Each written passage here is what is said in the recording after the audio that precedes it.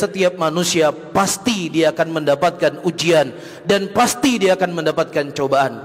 Terlebih orang-orang yang beriman, semakin kuat iman seseorang, maka semakin besar ujian dan cobaan yang akan Allah Subhanahu wa taala berikan kepada mereka. Sebagaimana yang dikhabarkan oleh Nabi sallallahu alaihi wasallam dalam hadisnya, asyaddun nas balaan al-anbiya tsumma al-amsal fal-amsal.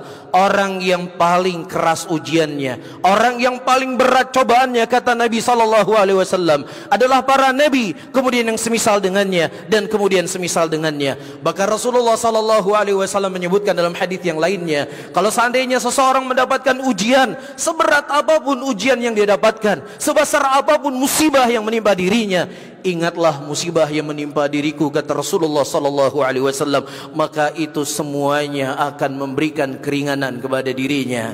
Oleh karena itu para hadirin yang dimuliakan oleh Allah Subhanahu wa taala, kita tidak akan mungkin bisa lari dari ujian. Kita tidak akan mungkin bisa lari daripada yang namanya cobaan. Justru Allah Subhanahu wa taala akan menguji dan mencoba kita untuk melihat siapa di antara kita yang paling jujur dengan keimanannya dan siapa pula di antara kita yang bohong dengan keimanannya.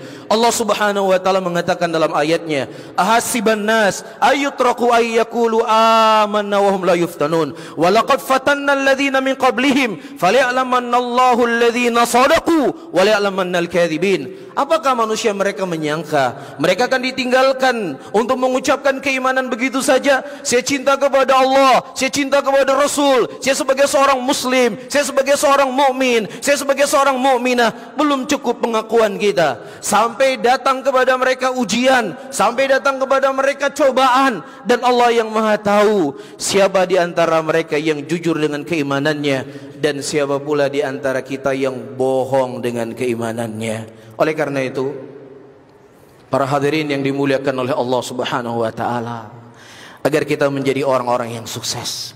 Sukses melewati ujian dan cobaan yang Allah Subhanahu wa taala coba kita.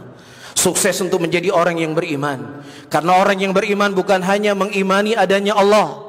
Orang beriman tidak hanya mengimani dari syariat yang Allah Subhanahu wa taala syariatkan, salat wajib, berpuasa wajib, zina haram, bukan itu saja bagian daripada keimanan, tetapi bentuk keimanan seseorang adalah dia ridha dengan ketetapan yang Allah Subhanahu wa taala tetapkan kepadanya.